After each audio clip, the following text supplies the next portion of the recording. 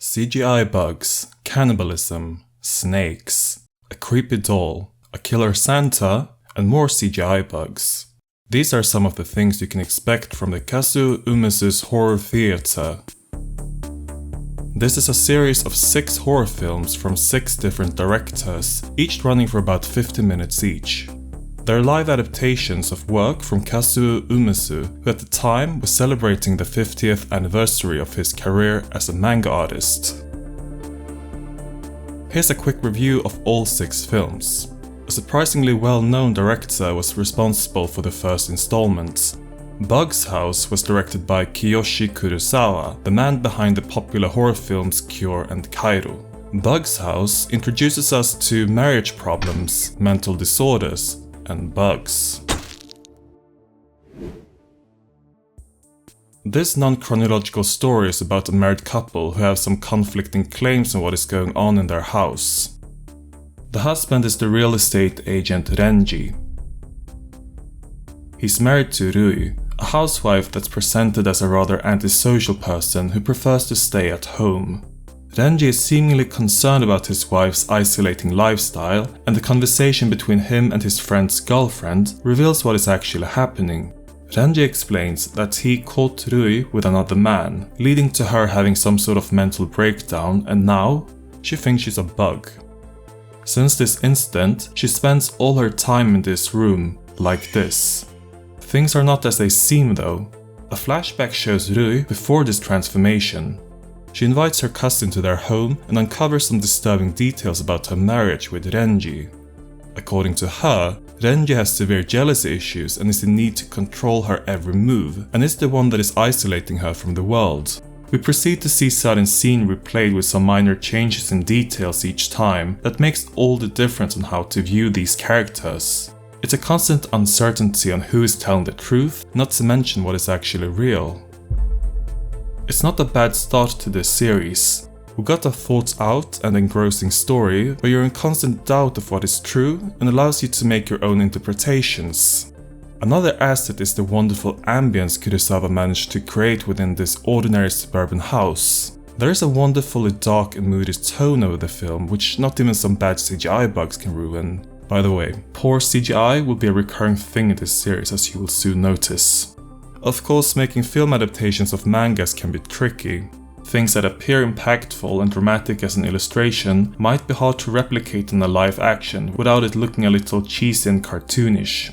I still think they did a good job creating this nest where the wife acts as if she's a spider. And credit should be given to actress Tamaki Ogawa for sitting absolutely still for such a long time without barely blinking. If you're going to watch any film in this series, Bug's House is the one. The rather unknown director Tadafumi Ito brought us the second installment with the English title Diet, whereof the original title, Zes Shoku, translates to fasting. It's a film that touches on themes such as weight issues, self-image, and murderous hunger. Diet initially appears as a fairly standard teenage drama about a high school girl and her confidence issues.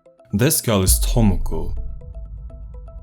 In the opening, she gets rejected by a boy she has a crush on.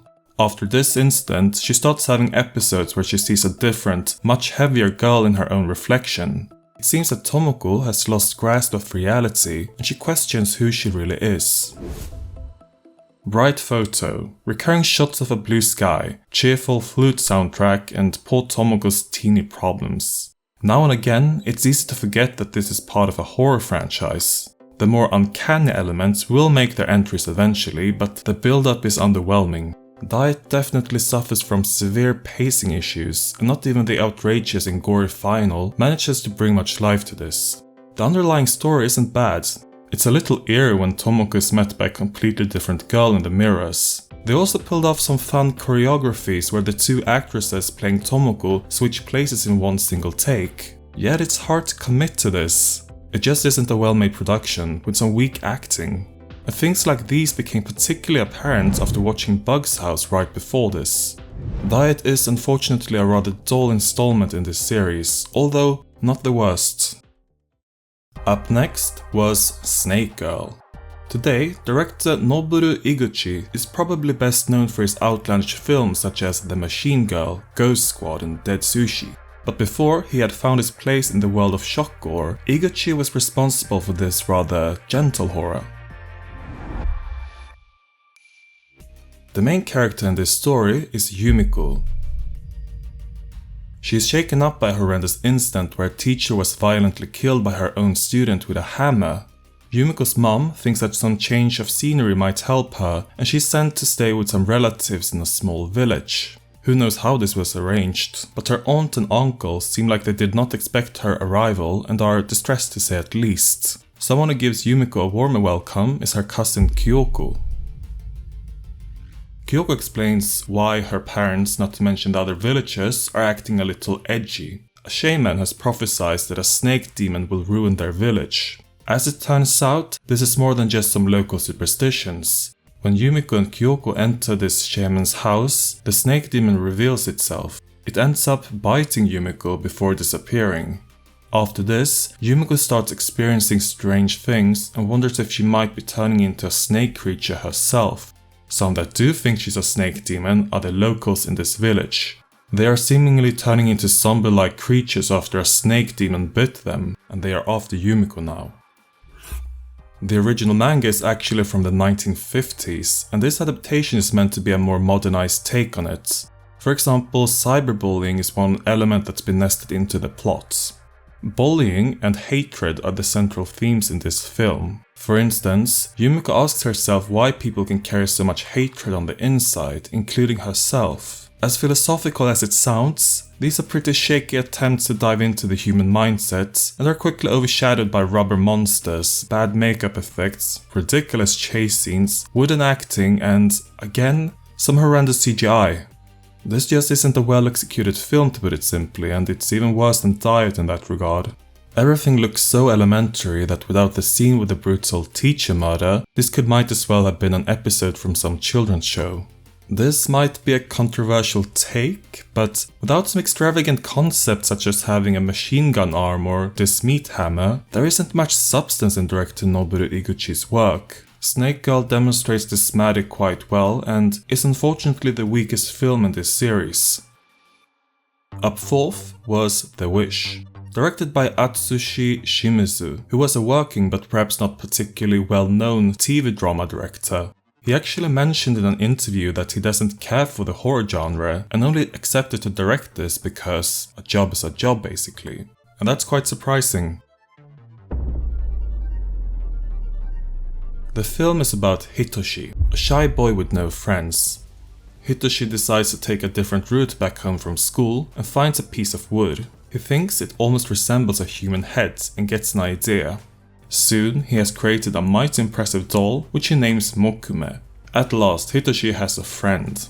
It turns out, however, that having a lifeless doll isn't much fun, and Hitoshi wishes for Mokume to be able to move. Hitoshi will shortly realize that a moving Mokume is not a good thing. The reason I'm surprised that Atsushi Shimizu is not a fan of the horror genre is the fact that this might be the scariest film in this series. It's wonderful atmospheric, I especially like these eerie shots in Hitoshi's dark room, which they really pulled off, but the true horror is Mokume. That doll is creepy. The reaction of Hitoshi's mom when seeing Mokume for the first time is fully understandable. I actually find this doll scarier than the one from the original mangas, so kudos to everyone involved designing it. As a story, the film is unfortunately unsteady, and it feels like the script and narration style could have needed some refinement. It's nothing disastrous, just elements in the plot that felt a little redundant. For example, the part where Hitoshi starts taking a different route back from school, and the recurring shots of his mom vacuuming the house and sneaking around in his room. The uncanny atmosphere is definitely the movie's strongest attribute, which isn't all too bad considering this is a horror movie. How about a Christmas slasher? That's what the fifth film is. The Present was directed by Yuda Yamaguchi, who's probably best known for his Meatball Machine and Battlefield Baseball. Santa Claus has a central role in this story and how he can become a real drama queen when not appreciated.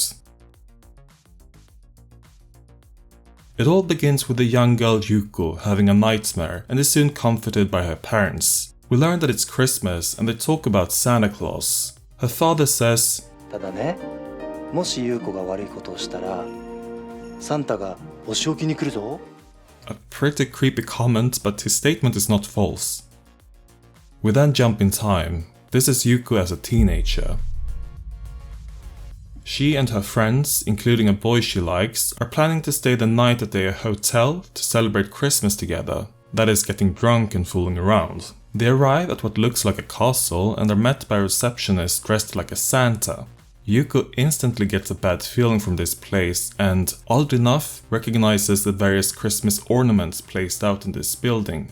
She has no time to dwell on that when the receptionist Santa appears to be a crazy murderer. Apparently, Yuko and her friends have desecrated Christmas and must be punished. Making a slasher with a Christmas theme is not a bad idea.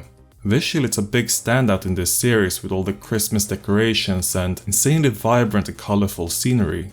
The quality is a little unsteady. For example, the gore segments are well made, whether you think that's a good thing or not. The editing, on the other hand, is surprisingly bad. As a story, it's mostly a chase and run film where Yuko, her friend and love interest try to flee the killer. There are some mystery elements and even a little twist towards the end, but it doesn't really elevate this from being a simple and generic slasher flick. I would still say that it's entertaining enough, and again, I think the colored lighting was a nice artistic choice for this type of film. And finally, the Kazuo Umezu's horror theater was concluded with Taichi Ito's Death Make. Taichi Ito has seemingly not directed anything major before this film, nor after, and is more recognized for his work as a special effect artist, something he was also in charge of in this movie. If there is anything that stands out in Death Make, it certainly is the special effects. Death Make is set at an old building that's said to be haunted. The building especially attracted attention after 6 girls decided to explore this place, only to mysteriously disappear. It's been 10 years since this incident, and a TV team has decided to make a TV special on this. They have therefore invited 4 self-proclaimed mediums to explore this building and see if they can sense anything. Here we have the gloomy Chloe, the cheerful but aloof Miku, deadbeat Iwao, and well-known psychic Rei. They are greeted by the devious Manoda, and strangely enough, him only. The TV crew is nowhere to be seen. While they wait for anyone to arrive, strange things are starting to happen. Is it ghosts? No, it's these giant cricket monsters, ready to feast on these yummy humans. This change of heart is very unexpected. It starts out what seems to be a pretty standard supernatural J-horror with spirits and mediums, and goes with this real footage documentary style where the interviews with the mediums were mostly improvised by the actors. Then the monsters appear and the film becomes more animated. Very animated. It eventually looks like a video game. The special effects are not good. Just look at this fog filter which stays static while the camera is moving. It's awful. The bad effects are probably not Taichi Ito's fault. I think it's a matter of budget as with the rest of these films. And it's a little charming. It's almost as if they embraced how bad it is and deliberately went with this cartoonish style. My major criticism is that they threw in a bit too many ingredients into the short time frame, and it's a little messy in terms of what this film is trying to be. With all that said, it's decently entertaining. That is the Kazuo Umezu's horror theater. We got 6 films, very different from each other and with various qualities. Here's how I would rank them. I think I already made it clear that Bug's House is my favorite and is the one I recommend the most. I really enjoyed the non-linear story and the cinematography is on a whole other level. Up second, I would place The Wish. That's mostly because I think it has the most successful scare factor and a wonderful atmosphere.